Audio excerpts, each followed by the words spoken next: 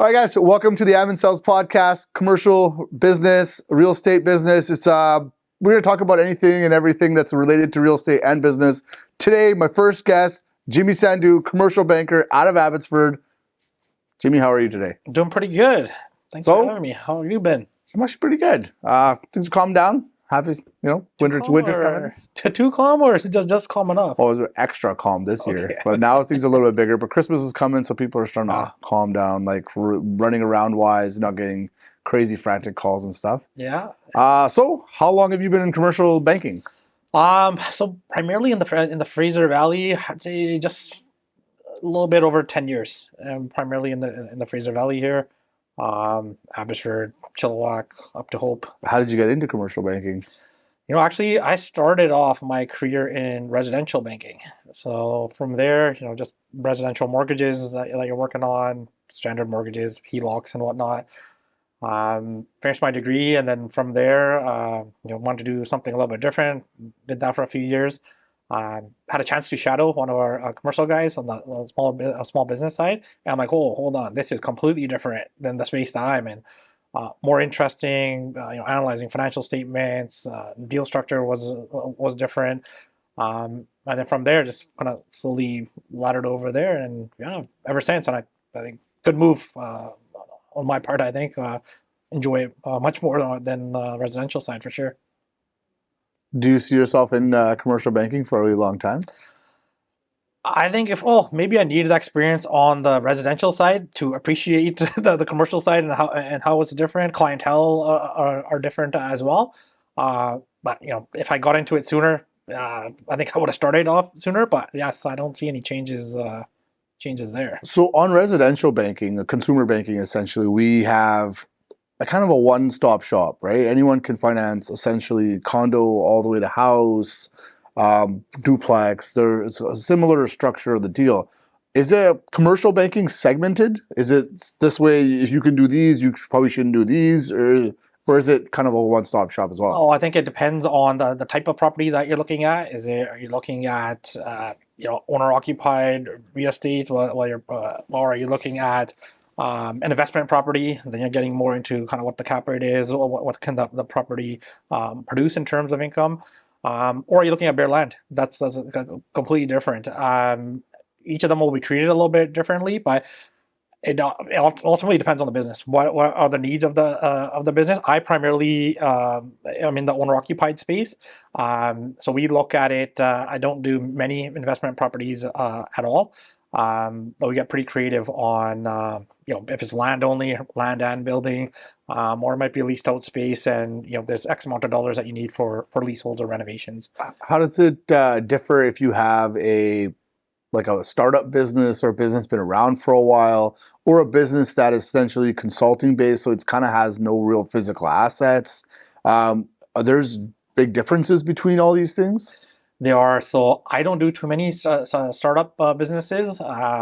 They are challenging, especially in this during COVID and kind of post-COVID. It's a bit tough. I think having that conversation with those clients, hey, this is what you're doing now, and you're moving into this space where you're a business owner, entrepreneur. It is completely different. One thing is, if you're scaling, if you had a business and now you're kind of vertically integrating or something like that, more on the expansion side, can be a little bit different.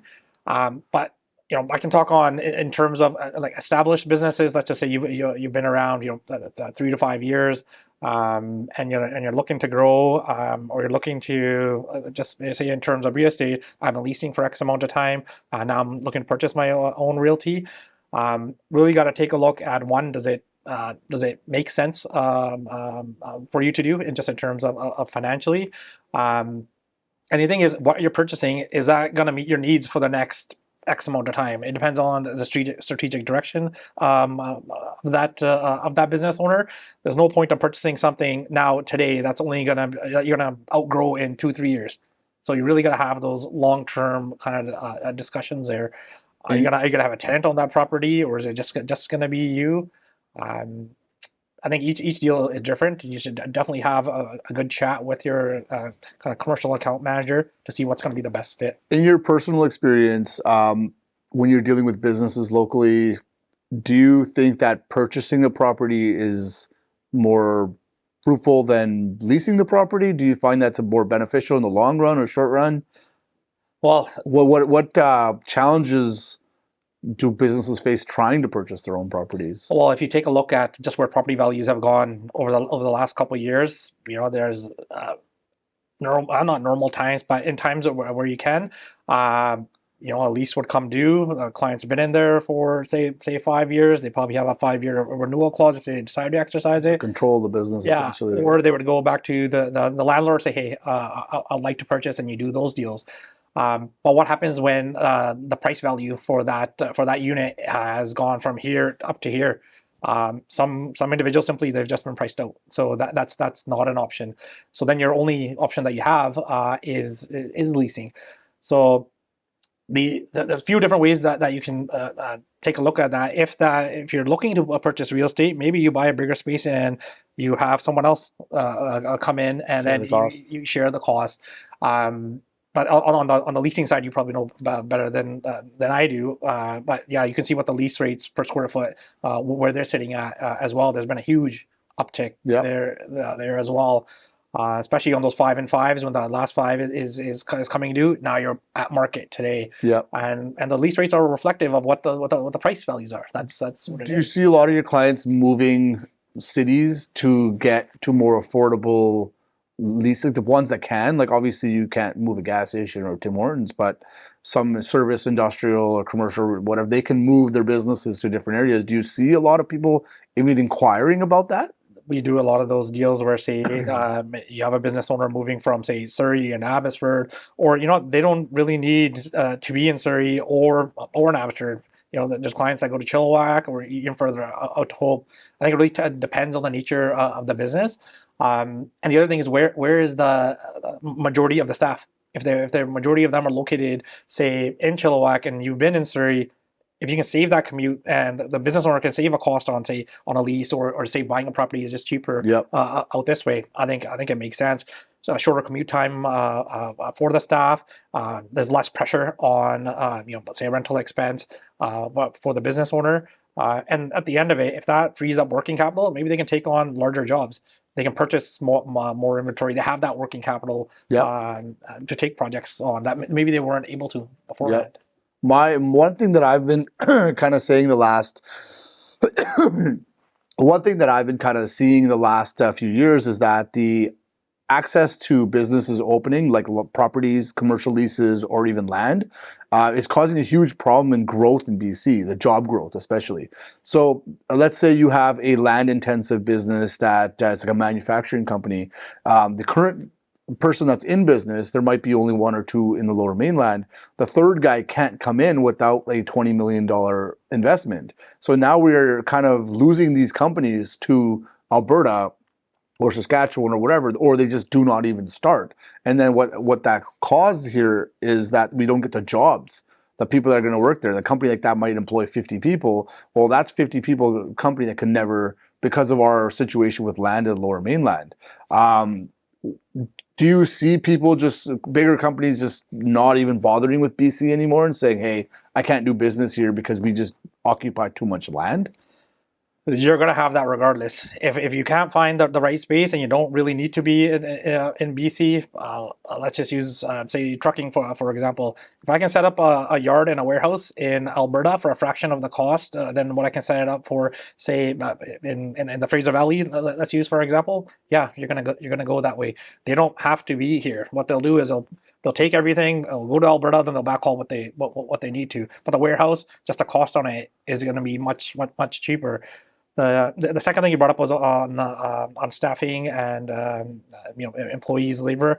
You're going to have a labor problem. That's where we're already in that labor issue right now.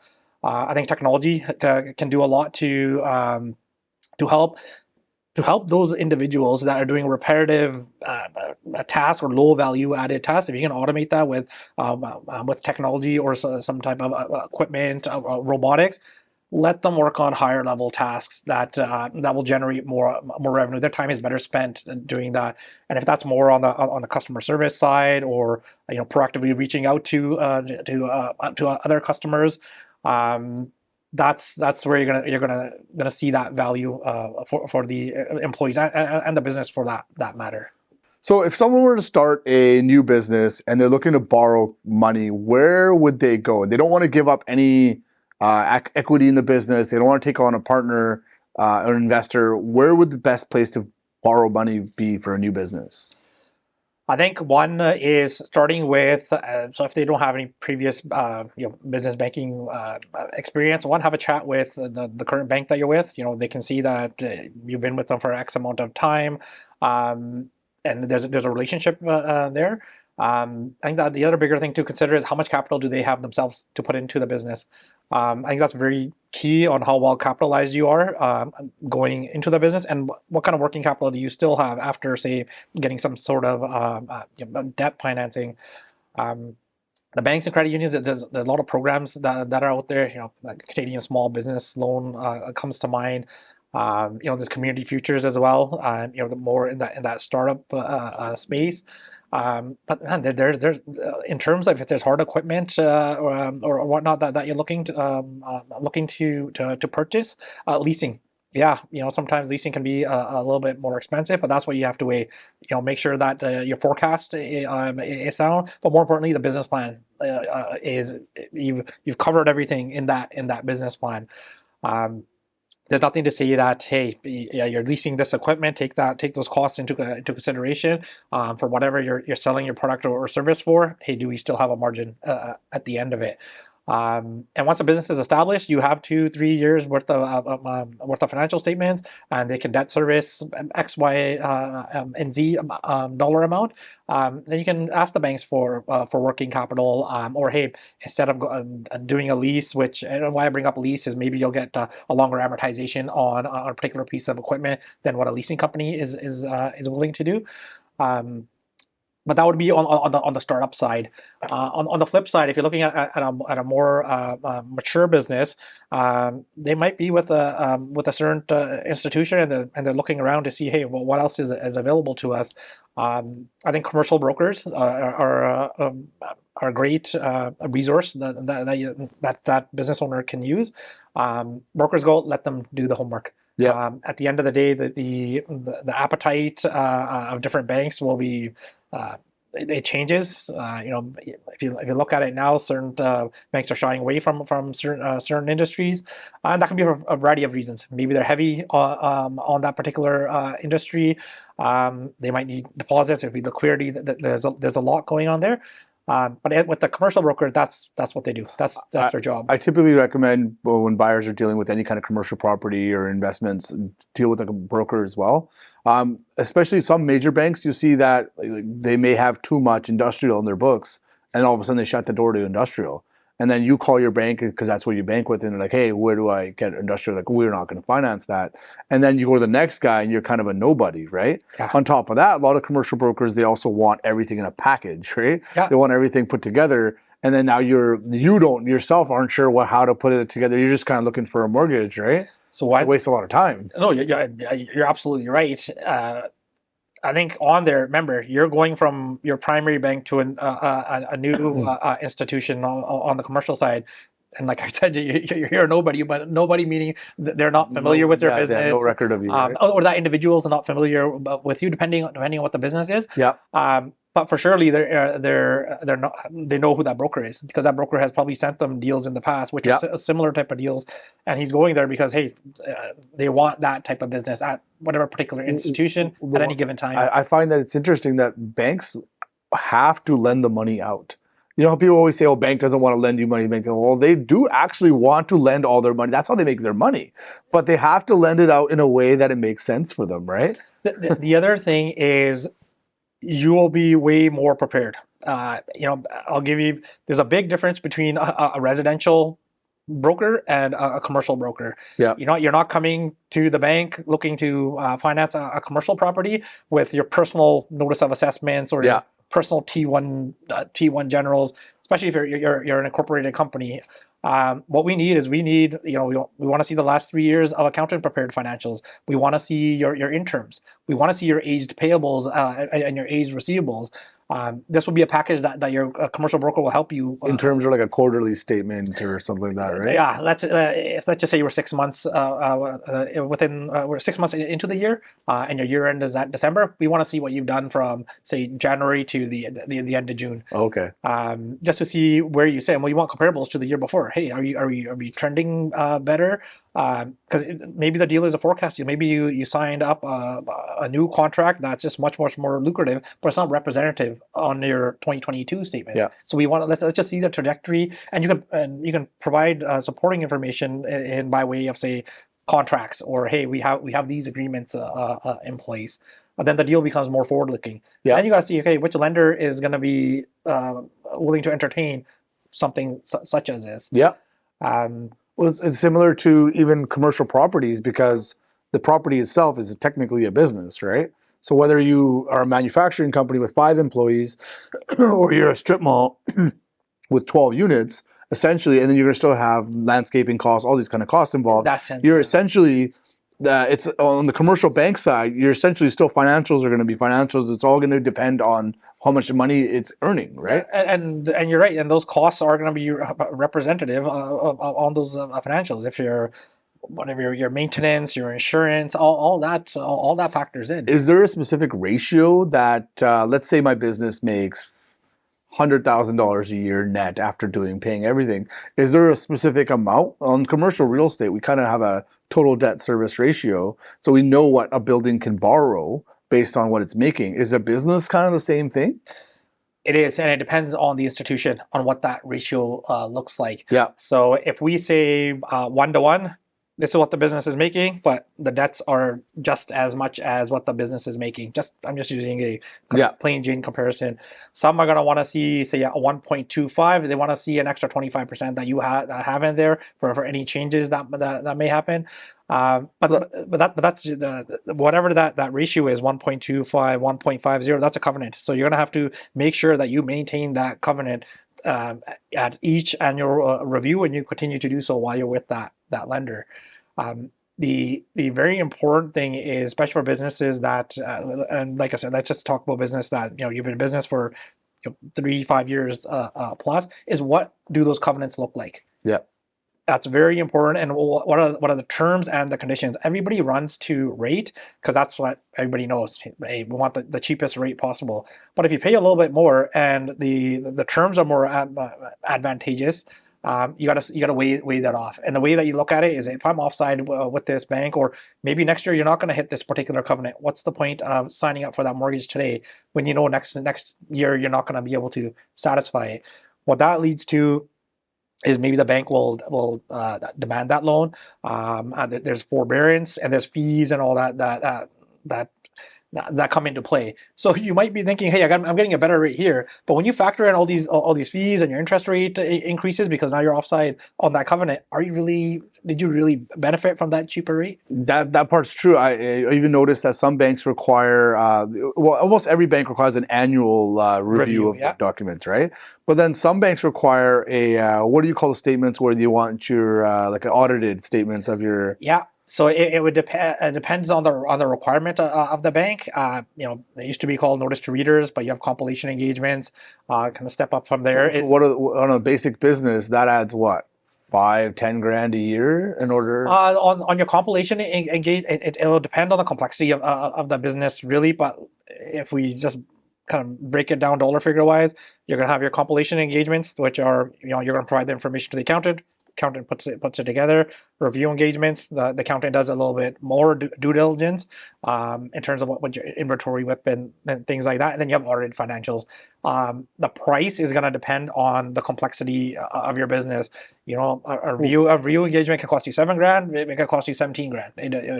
That's another factor to consider when you talk about interest rates, right? Somebody might be offering you 10%, but then they want all of these covenants, all these things done. Whereas somebody's offering you 12% and they're kind of like way less stringent.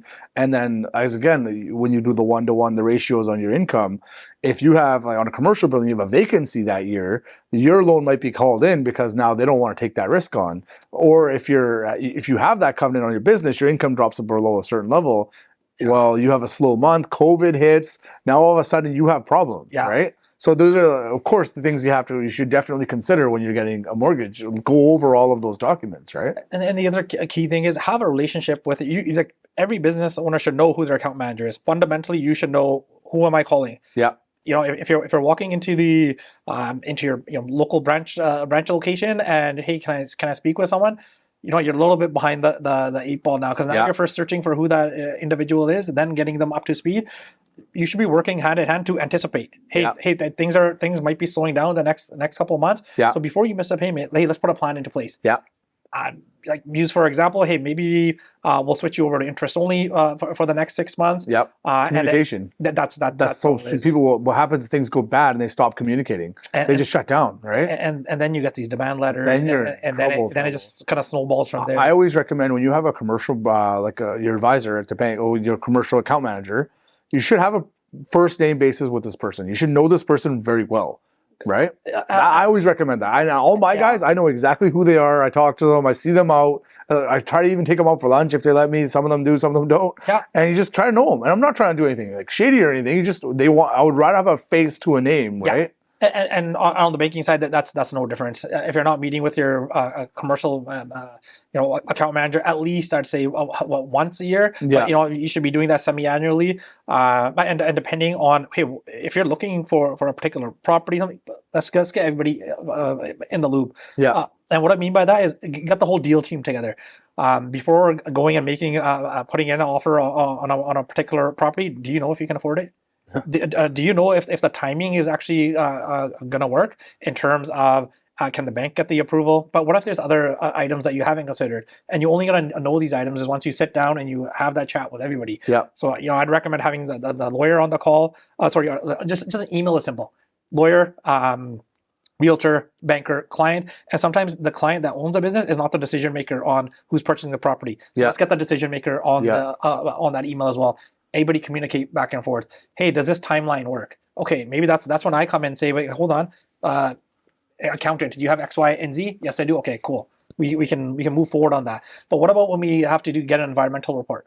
Yeah. And we want to wait, and we suspect that the property might not be clean. Yeah. So how does that impact the timing? Yeah. Appraisal. When can the appraiser get in there and do the appraisal?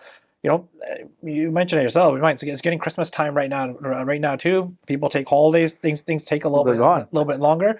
But you're right though. In a commercial deal, the role of the realtor is critical. A lot of people don't realize that. Is I have to make sure that the environmental can be done within the subject period, the appraisal can be done with the subject period, and then I have to communicate with you or the bankers and say, hey, can this deal be approved? Because you guys can't send it up to the top without all these check marks in place, right? And then so what ends up happening every single time is that the accountant will say, hey, we need X amount of time for this, and then you have to say, can we make it work on this end? Yeah. So then now we're I guess I'm not doing any of the actual technical stuff myself, but I have to be the glue that puts it all together in the meantime. And then that is critical to make sure everything gets moved along perfectly, right? Especially when it's not what you need to do, but you got to make sure everybody else. Yeah. And you're going to feel like the quarterback or the coach. I can't really do it myself, but hey, we got to tell everybody, you got to do this, and that's how the timing is going to work. The worst thing is, which if you haven't been in communication, say with the accountant, with the banker, and whatnot, now you've already gone in and put in an offer on a property, and then say you're going to the bank and saying that, hey, I need to get financing. We look at it like, do you have any of this? Oh, no, I don't. Okay, and then you look at it is, why did you put in a 4-week subject removal date if you don't have this in place? So it's more educating the clients on it, and sometimes maybe a deal comes up, but if you're looking, let the banker know that hey, you're looking. Then we can start kind of piecing kind of things together. You can start getting an indication that no, this price figure is just offside. Don't even look at it at that high. If you're going to occupy it single use, you're not going to have anybody else in that unit or on that property. I think that's really key. I think that's that becomes a detriment to the deal as a whole when that communication isn't there. Well, one thing that I know in real estate, a lot of times people kind of look at the bank as like an opposing party, but in commercial real estate, the bank is essentially your biggest advisor, right? They want to lend money to you. And then in commercial real estate, when you say, hey, check out this property, can we buy this at this price? Your advisor now and your bank is going to go through all these documents, right? And what kind of review do you guys do before that? So even if we get to the year end, say we have the last year, look, we're in actually we're December right now. Yeah. So let's just say if your last year end was filed, say December 2022. The other thing is we might be looking at this property based on those statements, but maybe you've hired a huge ton of staff and they're eating a lot of the cash flow. So is that a good representation of what the cash flow is going to be moving forward? It's not. So we want to work with our clients to say, hey, this is going to be a stretch, and this is why it's going to be a stretch. Maybe it's not. Maybe when they buy that property, let's just say manufacturing, it has a better, larger manufacturing space, and their current space, it's actually it's just logistics that is the issue. More space means they can produce more, means more revenue, and we can forecast that out. Yeah. If you're adding another production line or whatever that looks like, hey, how much are your existing production lines doing? Yeah. Let's break that out and let's multiply it out. I think the due diligence is I think it is much more in depth than on the residential side, and I think that's why it's a little bit tougher when you deal with a residential real estate agent, and now they're trying to put together a commercial deal. It's a completely day and night difference. I've noticed that a lot of times the bank wants to partner with commercial. They're looking to use the money to lend it out, right? But they're also looking to really make sure that you do a good purchase as well, right? Yeah. And the funny thing is when you go residential, so a lot of people have this mindset that the bank's not going to lend, so I have to be very quiet. I've had one where we went to the bank and said, hey, we're looking to buy either one of these properties. And the bank looked at the numbers and said, hey, you can actually afford to buy both of these properties. Yeah. And it makes perfect sense for you to do this. And the client was like, yes, let's take them both. And that's something that happens in commercial because the bank, hey, they want to lend money, but they want to lend it in a way that's safe for them and you.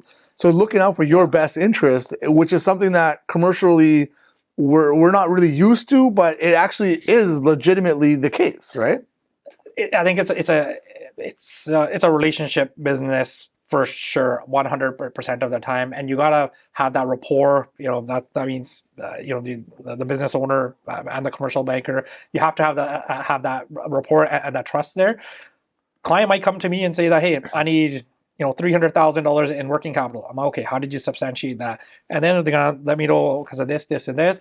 We might look at the whole thing like, no, 300 is you're gonna be short. At 300, you actually need 450. Oh, and by the way, we should look at taking that line of credit from 50,000 to 100,000. Everybody needs to. You need to be able to justify why the amount is the amount, but the clients also needs to have that trust. They might not want to be able to take on more debt. I'm like, actually, that extra 150 grand that we're going to give you, you're going to make X amount on it. And how do we know that? Is based on these the forecasts that you have and these contracts which support this forecast, you're going to need X. Yeah. They might have not looked at it that lens. They might be looking at it like, hey, you know what? For the next 6 months, I just need to support payroll on X. I need to, if there's a fuel component or if there's additional leases or whatever or not, maybe they're just looking at it at that, and they've kind of pigeonholed what they're themselves because they're not looking at the bigger picture. Yeah. But remember, business owners they provide service. They produce a widget. A lot of them, unless you have a senior management team, they might not have in-house controller. I'll look just to see what the economy is doing with pivots points. They're not really out there with their head up kind of thing. They're just kind of head down working, right? Yeah. So if you're in that small, medium size business space, unless once a business is kind of has grown to a point where I'm just using numbers for example that, hey, yeah, we were at 8 million but now we're a $30 million business, we need to have a CFO in place, or we're using a part-time controller, we need a full-time controller in place. How critical is the business plan to a business? Like at first I'm sure it's everything, but should a business keep updating it over the years, or should it just kind of say, hey, look at my resume, you just forget about it once you have a career? Yeah, I'll maybe answer that question in two parts. when we say business plan, like we can talk about a sort of startup business or whatnot. But for one that's the same thing. Let's just use that 3 to 5 year mark. What's your strategic plan? That's what you need to continuously look at and continuously be updating. Staff need to be on site. Management need to be on site because if it's fragmented and you have 4 people sitting at the table all going different ways, does it actually make sense? And if everybody can't get on the same page, maybe bring in a third party. If it's an advisor or whatever have you, let's take a look at the plan and then see how do we get everybody on board. And the other thing, what's the viability? How realistic is this plan?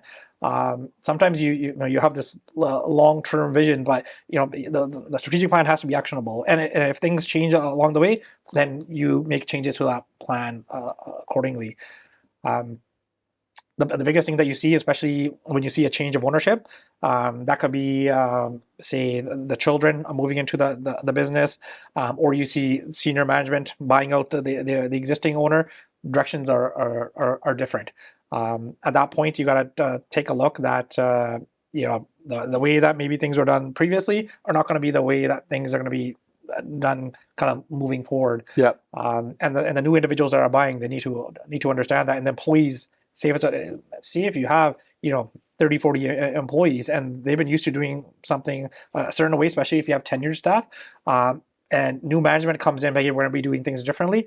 What's the benefit? You got to really show them the benefit of why we should make this change. The kind of cliche, but like, what's in it for me? This is how the company is going to be a benefit. This is how the workplace is going to change. That planning is all a part of that. And in order to have a smooth transition, sometimes what you'll do is in those change of ownership scenarios, the individuals that are buying, they're going to put in X amount of dollars. The bank's going to put in X amount of dollars, and then we'll do a vendor take back portion. Because on some businesses, you need them there for that transition. Yeah. So, I would personally, in my opinion, if the vendor's not willing to do a take back portion, I would be kind of weary, suspicious of his motives to sell the business. Yeah. Hey, if you're confident in what it's going to be worth, and you were going to tell me it's worth $1 million, well, then lend 150 grand. Put a little bit of your skin in this, and then you're going to make interest. But at least then you're showing it you're confident in what the business is actually going to be worth. And that's exactly, especially if you have to ladder off key relationships. You want to ensure that time is spent to ladder them off the best way possible. That the rapport is. You have to keep the person invested into the future growth of the business or the future success of the business. And especially if that individual is very key and day-to-day involved in that business. But there's other scenarios where, I might, I own a manufacturing company and I'm buying this other manufacturing company out and actually don't want the owner there because I'm going to buy that infrastructure out to allow me to scale my current business because I don't want to do exactly what they're doing, but maybe we're in the similar industry. So and that's a great time to have a chat with their banker on that too. Hey, what have you seen? We do these transactions. That's our day to day. Is just either we're looking at them or we're completing them. Which ones make sense? Which ones don't? There's a big commonality that you can see. How key is the operator itself? Like I know in residential, let's say you buy a condo, right? I'm about to buy my first place. They're gonna look at my payment, my job letter saying I have a secure job. They want to know how much car payments I have. They want to essentially look at my taxes. How key and how qualitative, I guess, information do you guys look at for the person that's purchasing a business? So I see the direction you're heading in terms of their personal net worth and whatnot. What we're looking at, yes, we take a look at the personal net worth, but we need to understand what experience and education skills does that individual have as it pertains to him purchasing this business. I think that's more important. If I've been a baker for 15 years and I want to buy a flooring company, how does that translate? Probably going to be hard to get the bank on board there. But if I work there for X amount of years as a manager, and now I'm taking the current owner wants to retire, and I'm taking over, that's going to be a little bit different. Generally, depending on the way that the commercial individual structures the deal, we take a look at the personal assets and whatnot. I think they would. they would want to do the deal where we're not tying in personal assets, but if the liquidity isn't there, maybe you do need to tie those personal assets in. Are you able to, like, when you paint a story about, let's say, I just find this like off the cusp, but I buy a mechanic shop, right? I'm a real estate agent. I'm a real estate investor. I'm a guy who goes and collects rents and deals with tenants. Nowhere on paper would it say anything about me being a mechanic shop, right? Or being able to be a mechanic. But I know, and you know me well enough to know that I could do anything a mechanic can do, right? Because I'm a born and raised farmer. I'm always wrenching on things. But how would I translate that? Like if I were to buy a mechanic shop, it'd be no problem. I could do it. Now, I don't want to be a mechanic. There's a very difficult job, right? Honestly. But if I were, it's something that I look at it like I could easily do this, no problem. But how would I sell that to a bank? But see, that's something that you've done personally as a hobby for more than a number of years, and then we just have that conversation. Like, you didn't use that for primary day-to-day income, but but this business makes sense. Maybe at that point, maybe the down payment requirement will be a little bit higher. And the way that we look at that, maybe you got to put in a little bit more out of your pocket. Maybe the vendor holds something back just for us to ensure that, hey, the business is still continues to be successful.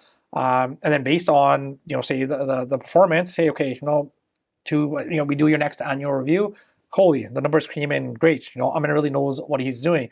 There's actually extra cash left over. So if you want to pay out that vendor take back, go ahead, write the check, or pay down half that vendor take back, because there might be, maybe you understand the mechanic side of it, maybe you don't understand the mechanic business side of it. So that's why the vendor stays on for a bit.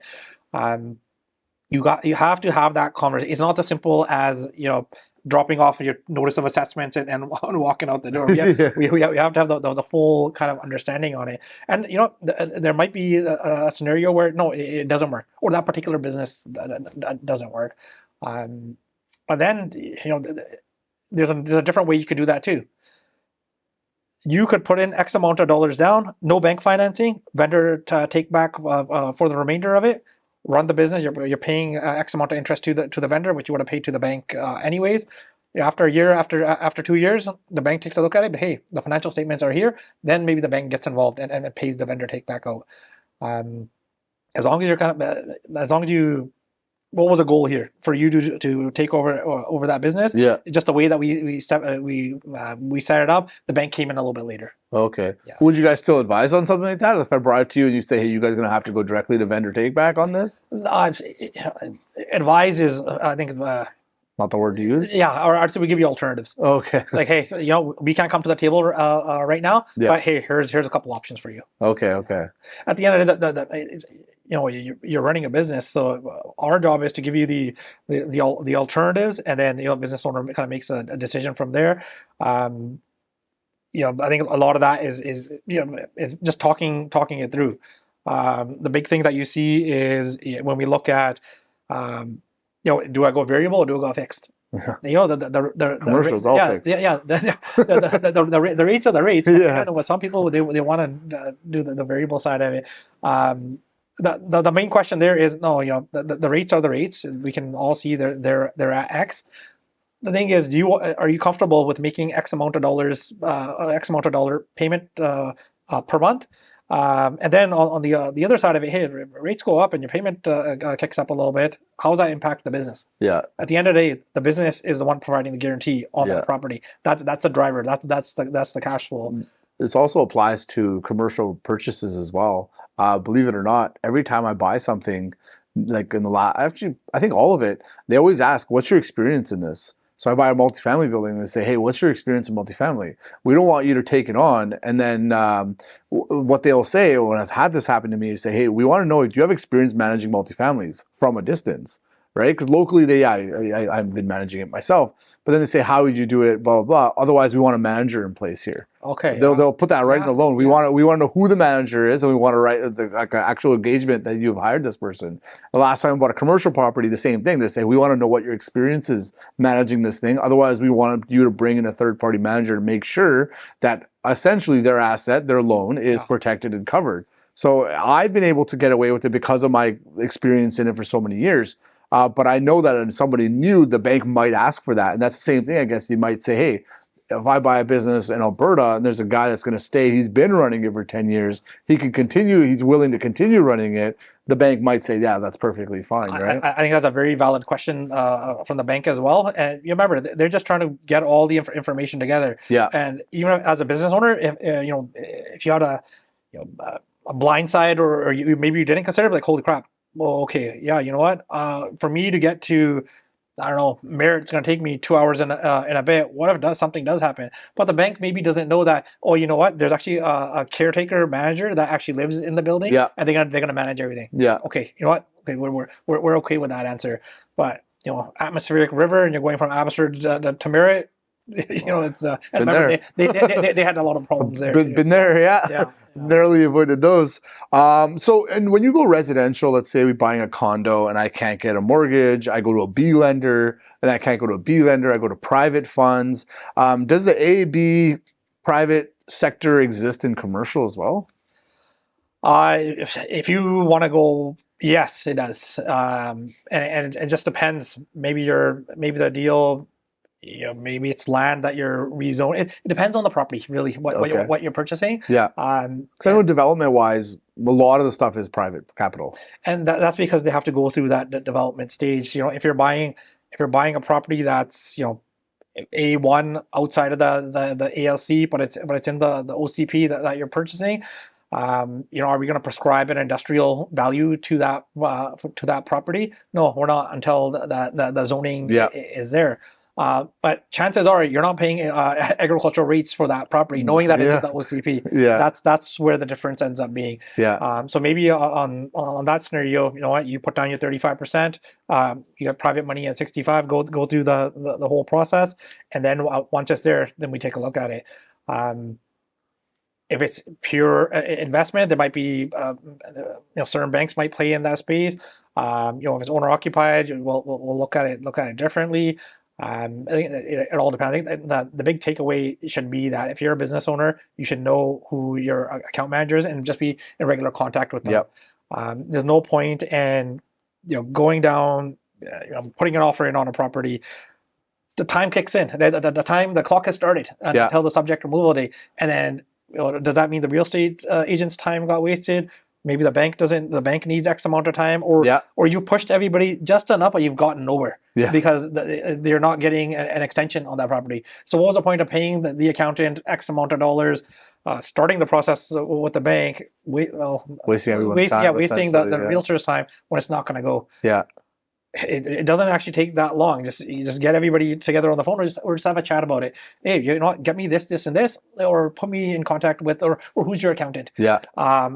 A lot of the times I'll just send an email to the accountant. Hey, please provide consent for John to share this information, and or you've already had a chat with your accountant. Hey, you're going to be expecting a call. Can you get it? Or hey, Jimmy's going to send an email right now. Most business owners talk to their accountants frequently. You have to, and that's if you're not talking to the accountant, then we got having a whole different problems here. Yeah.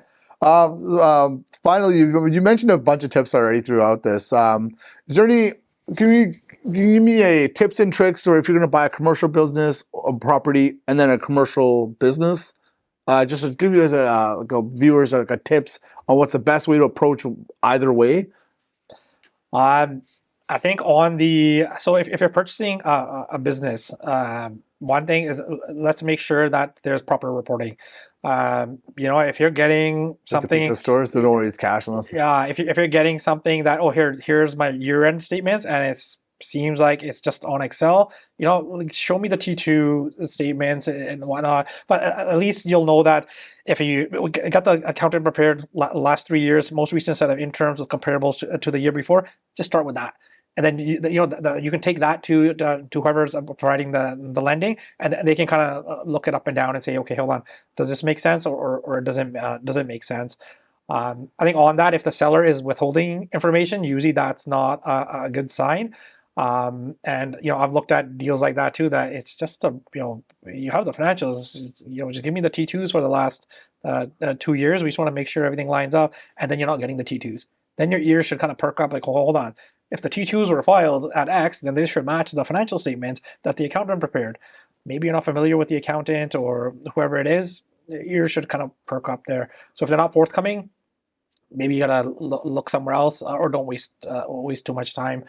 Um, Depending on the sector that you're going to be going into, really know that, hey, if something is going on in that sector today and you're looking at financials from last year, it might be not representative of how that business is doing today. Don't get me wrong, there are companies, good and bad, in sectors that will do good when majority are doing bad.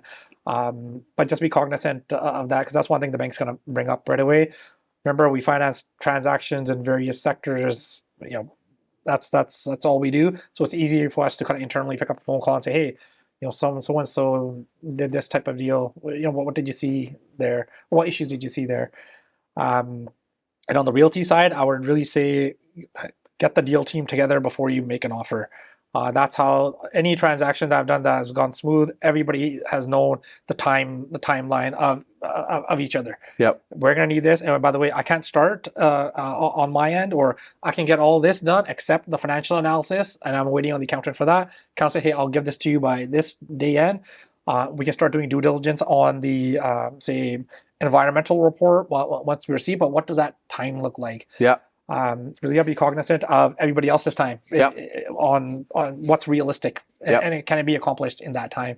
And if there's, let's just say that the bank isn't able to accommodate the timeline, let's just say it's tight or we require additional information, then on a real estate purchase, maybe that individual is going to have to find other financing, and then get paid. Then the bank will come in and pay that financing out. So private is one way of doing it, or if there's there's a residential property that you can maybe get refinance or however that kind of looks like. That'll be the tip there. But I think that there's one big takeaway is just get everybody together, know who your commercial account manager is. Just be in touch with them regularly, because they want to hear from you. That's the other thing there. Hey, how are things going? Because things change year to year. They get asked from up top, like, hey, what's going on with this guy? And then they are able to say, oh yeah, I know this guy really well. Everything looks fine, blah blah blah. They could kick it up, and then how it works, right? And you should be having those meetings regardless. But the other thing that you were discussing earlier is, hey, let's anticipate if something is about to go off the rails and whatever that looks like. If you're getting into a tough time, or maybe you're stretching yourself because you didn't ask for working capital when you should have. And maybe your the receivables have slowed down, whatever that kind of looks like. But if you're constantly in discussion, you should be all right. Or there's a much higher chance that we can get you through a tougher time. I think COVID was a prime example of that. At that time, I remember, because I had a bunch of commercial tenants, and you're not sure if their businesses are going to be open, they can still make money. And I remember, I was able to talk to my guy and say, hey, we have, because they looked at our overall portfolio, right? And we have a ton of low-income tenants that were government subsidized. So they're like, all right, you have this much government subsidized, that money's coming in 100%. This much residential we think is coming in, we're not sure. But then you had to have that conversation before honestly, I don't think we lost very much of anything, and I don't think most people did, but the banks were concerned, and we had the answers for them, and we were able to communicate. Because the last thing that you want to do is, you haven't been communicating. You haven't been making payments, and then sometimes it's out of the account manager's hand too. If they're reaching out to you as a business owner and they're not receptive, not getting back to them, then sometimes that file will just move into a special accounts department. And then the account manager's hands are off. Where there could have been something that you could have done maybe 3-4 months ago if we were kind of in touch with each other. But now you kind of hit that wall where it's a little too late. And you work with a whole different department. But on that, no one wants that. No one wants their clients to go through a hard time. So there's ways that we can assist and get in front of things. Definitely, we're here for that. Perfect. Thank you very much for coming out. No problem, man. I very much appreciate it. Thanks for having me. Yeah. That's it. Right?